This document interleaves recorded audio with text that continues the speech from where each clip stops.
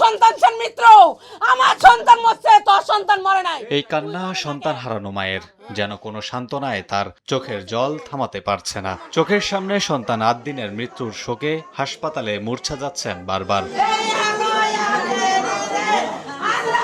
শুক্রবার সন্ধ্যায় হঠাৎ অসুস্থ হলে তাকে প্রথমে সোহরাওয়ার্দী হাসপাতালে নেওয়া হয়। পরে সেখান থেকে উন্নত চিকিৎসার জন্য ভর্তি করা হয় নিকটবর্তী সিটি কেয়ার জেনারেল হাসপাতাল অ্যান্ড ডায়াগনস্টিক সেন্টারে। হাসপাতালে ভর্তির পর তাকে স্যালাইন পুশ করেন চিকিৎসক। এর মাত্র কয়েক মিনিটেই নিস্তেজ হয়ে পড়ে ৮ দিন। কিছু সময়ের মধ্যে মারা যায় সে।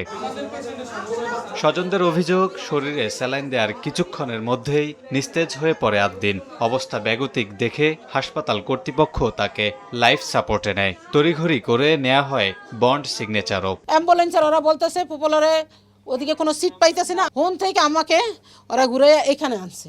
আনার পরে বলছে এখানে সিট আছে, এখানে আসেন। আমি কই চিকিৎসা ভালো তো ভাই, ওদের লগে কথা বলছে নিয়ে আসেন। ওরা এখানে আনছে, আসার পরে ওরা সব পরীক্ষা করছে, বলছে যে আপনার ছেলে সমস্যা নেই, ঠিক আছে। পরে ওরা ইঞ্জেকশন দিছে।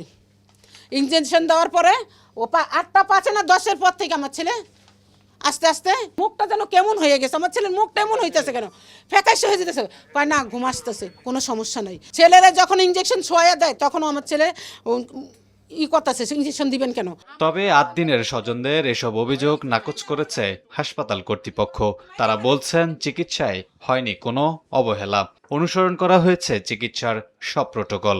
আমাদের যে প্রোটোকলে যেগুলো থাকে, যে একটা পেশেন্ট যখন পয়জনের কেস থাকে বা মানে সাবস্টেন্স অ্যাবিউজের কেস থাকে, তখন আমরা সেই জন্য পেশেন্টটাকে এনপিও রাখি, একটু স্যালাইন পুশ করি, ক্ষেত্র বিশেষে অ্যান্টিবায়োটিক দিই, একটা পিপিএ দিই।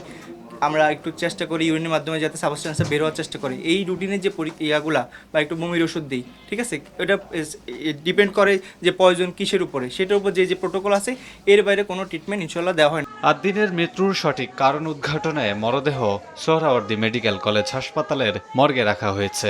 এ ঘটনায় দায়ী চিকিৎসক ও হাসপাতাল কর্তৃপক্ষের শাস্তি দাবি করেছে পরিবার। এদিকে হাসপাতালটির বেশ কিছু অনিয়মের চিত্র ধরা পড়ে সময় সংবাদের ক্যামেরায়। আইসিইউর পাশে যেনতেনভাবে রাখা হয়েছে অক্সিজেন সিলিন্ডার। এছাড়া নিজস্ব ফ্লোরের বাইরে শ্যামলী বেবি কেয়ার নামে আরেকটি হাসপাতালের নারী ওয়ার্ডে মজুত রয়েছে বিপুল পরিমাণ সিলিন্ডার, যা বিস্ফোরণের ঝুঁকি তৈরি করেছে। তবে এসব বিষয়ে কোনো সদুত্তর দিতে পারেননি হাসপাতালের ম্যানেজার। উল্লেখ্য, গত 23 জুন শ্যামলী বেবি কেয়ার হাসপাতালে অক্সিজেন লাইন লিকেজ থেকে ফারিস নামের 4 মাস বয়সী এক শিশুর মৃত্যুর অভিযোগ ওঠে। আমাদের তো বেডে এখানে নাই। এই যে বেডগুলো থেকে সব গোছানো, এটা স্টোর বানানো হয়েছে, তো বোতলগুলো চেঞ্জ করতেছে, বোতলগুলো উঠানামা করতেছে, অনিয়ম হয়েছে। ফ্যামিলি যে বেবি কেয়ার ছিল, বেবি কেয়ারে ওরা তো এখন টোটালি রুগী নেওয়া বন্ধ। এটা আমাদের ইউনিট সিটি কেয়ারের ফাইলে সব রুগী ভর্তি এডমিশন করা আছে। রাজধানীতে যত্রতত্র গড়ে ওঠা এমন নামসর্বস্ব বেসরকারি হাসপাতালগুলোর সেবার মান নিয়ে প্রশ্ন আছে সেবা গ্রহীতাদের। স্বাস্থ্য অধিদপ্তর ও প্রশাসনকে যথাযথ তদারকির তাগিদ দিচ্ছেন ভুক্তভোগীরা।